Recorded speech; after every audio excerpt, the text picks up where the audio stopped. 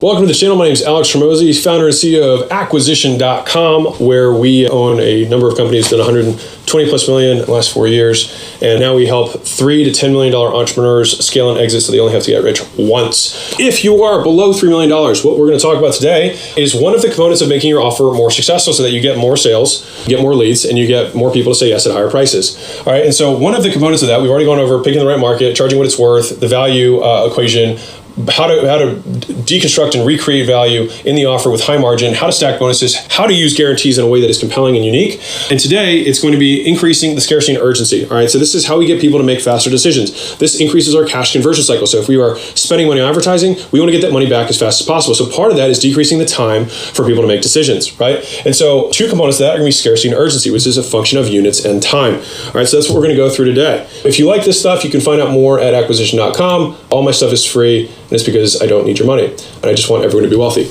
Crazy, I know. Okay, so offer component number 8, scarcity and urgency. So let's rock into it. So you might not be making money because your prospects are not buying fast enough, right? They need to make faster decisions in order for your marketing to be profitable. All right, and so the two components of this are urgency, right? Which is, you have to make a decision by X date or X time. And that's like 5, 3, 2, 1. There's countdown timers. They're telling them there's X date they have to decide by. And the other component of that is scarcity. Is how many spots or how many units you have left. All right, so one is a function of how many of a thing there are, units, and the other one is a function of time. All right, and you can use both of them successfully. So let's start with urgency. So there's 4 common reason whys that we've seen work really well, and so they mirror the 4 components of these are what I look at when I'm creating urgency. So you have the group of clients, you have the season that you're in, literally like season of time, like spring, summer, fall. You have your urgency around pricing and bonuses, and then you have urgency around the opportunity. So these are the 4 different ways you can create urgency ethically without, giving up your integrity. All right. So the first is around the group. Okay. So this is where you have rolling cohorts. So you say, hey, our next group starts on Monday, so let's get you in. Right. And so this would be something where or the next group starts in 2 weeks, whatever it is. Right. And so if you happen to always start, most businesses already have these cadences. Right. And so most businesses already have limits around time, and they also almost always have limits around amounts. And let me give you an illustration. If right now you have a business and I said, I will send you 1 million customers, right, for your business, your service business, you probably couldn't handle it. Right.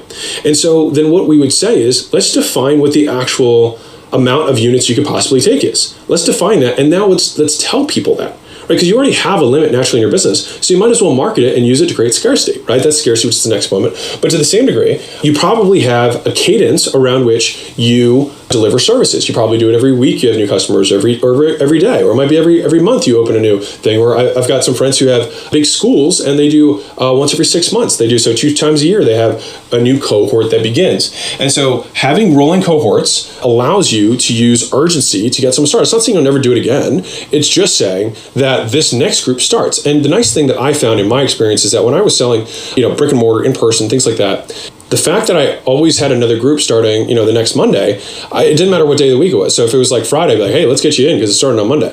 And if someone came on Monday, I'd be like, perfect. All right. So you have 7 days to enjoy yourself, relax, and get ready to rock and roll because Monday we go live. Right.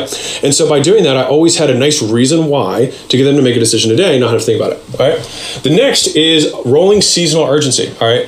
This is where you're saying, this promotion is over.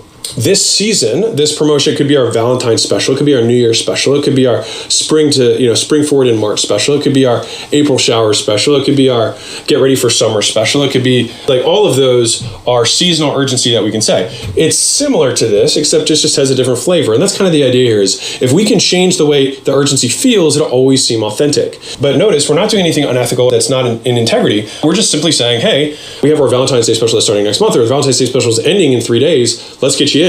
Now, that being said, we might have a very, very similar offer that starts next month, but it's going to be under a different name. And so as a result, this promotion will end, the next promotion will begin. And so that gives us urgency around that, all right? Which leads naturally to the next one, which is this is around the unit of time and around the promotion itself, the pricing and the bonuses that are associated with it. So we might have bonuses that we swap out. So let's say I have 10 bonuses that I give people, and I give 5 bonuses for month A and different 5 for month B, and then month C, I go back to the first 5 again. So so I might have these bonuses that they're no longer going to have access to if they don't make a decision. And so they probably want those bonuses. And so it's like, hey, we'll make a decision because this promotion comes with these things, which will be gone at the end of the month. So you should get in on that, right? And so that also functions the same way with pricing. So if you have a specific discount or a specific starting price, then you can utilize that. So a fun, easy example for this is like how you can variate this stuff. This is especially important in local markets because you have such a limited audience that you have to cycle through promotions quickly. So you want to change the flavor of it based on the month. You can also change the flavor based on the name. You can change the flavor based on the pricing. So if I had a $19 new client special versus a $29 new client special versus a $1 new client special versus a free start or free first session, all of those are different variations, but they're going to feed into the same business model. And more, they don't really make any difference to us, but it looks different to the prospect. And so it actually allows us to get people to take action faster. All right. And then finally, you have an exploding opportunity. All right. And this is, if you can get this one, this is the most powerful of all of them, which is that you have a real reason why this opportunity that you're selling them on is going to disappear. Right. So an example of that would be, let's say, eBay and Amazon, there's a price discrepancy. So that means that if on eBay, I can get, or Craigslist and Amazon, whatever, I can buy things at one price and I can sell them at another price. And there's a huge discrepancy between those prices. That is arbitrage, right? So I don't really have to do a lot of work. I just take it from one place and sell to another place. And I would be selling an opportunity around this and say, listen, guys, like you can buy this today, you can buy this tomorrow, you can buy this next month. But the thing is the opportunity might not be here. It's going to consistently shrink over time. And so the sooner you get in, the more of this wave you're going to be able to ride before it crashes, because eventually the opportunity is going to disappear, as all great opportunities do, right? And so this is an exploding opportunity, which implies urgency was why they should act today, right? And so if you have a unique way of marketing, you have unique markets, for example, that you are exploiting, the buying and selling between two different price points, those are the ways that you can create an exploding opportunity. And that is how you can build urgency, those 4 ways, into your offering, all right? The next piece of this is scarcity. Now, you can do both of these. Obviously, you can just do scarcity, you can just do urgency. But scarcity comes down to a limited number of supply of seats or units, right? So that's of places that you have the ability to service. This is why this is so important, is to define what your current limited capacities are. So define your limits, define the constraints, and then market those constraints so that you can tell people. Like, for example, you might find out that if this is especially true if you have brick and mortar, but really any service business, you only have a certain amount of capacity. Like, let's say you only have one more rep who's a media buyer, right? And that person's already 3/4 taken up, right? Well, you could say, I only have 25% capacity left on one guy before I have to hire someone else. So like, this is pretty much like, if you want to get one of the last spots, you should just get in today so you don't have to delay and we can just get you going, right? It also shows that other people have already made the decision. So it gives social proof. And so you're stacking these resources you already have. This is the sawdust of your business. This is the excess capacity that you're not communicating to increase the scarcity so that it speeds up people's decision-making process, because they're like, oh darn, well, I really want to make this decision faster because there's only a limited amount of seats left. All right. Another thing that you can limit, right, is going to be the supply of bonuses. So this is just like the urgency bonuses before, but this is just applied with scarcity. So it's like, I may have a limited amount of these things, or I could choose to limit them.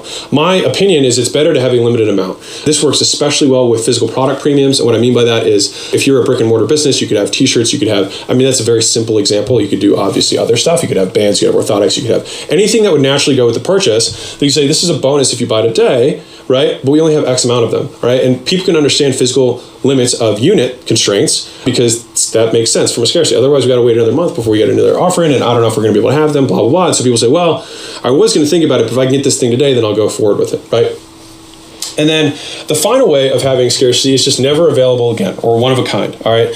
So this is really interesting because of the NFT world that exists with non-fungible tokens, which is going to be huge in the future, but it's going to be massive. But anyways, those create one-of-a-kind products, right? That's why art is so, it can go to egregious prices because there's only one, right? They're limited edition. That's why when you're doing, if you have a physical products business, you do flavor drops and you do only one time only, and it's limited supply. And then once it's gone, it's gone. If you were in the apparel business, you could do a single unique design on a t-shirt, drop it, only have 100 and sell out. And you'd literally sell more of those things than if you had every single t-shirt that you'd ever made posted on a site, because scarcity drives purchasing decisions. So another example of this, I'm going to keep driving this home because it's important.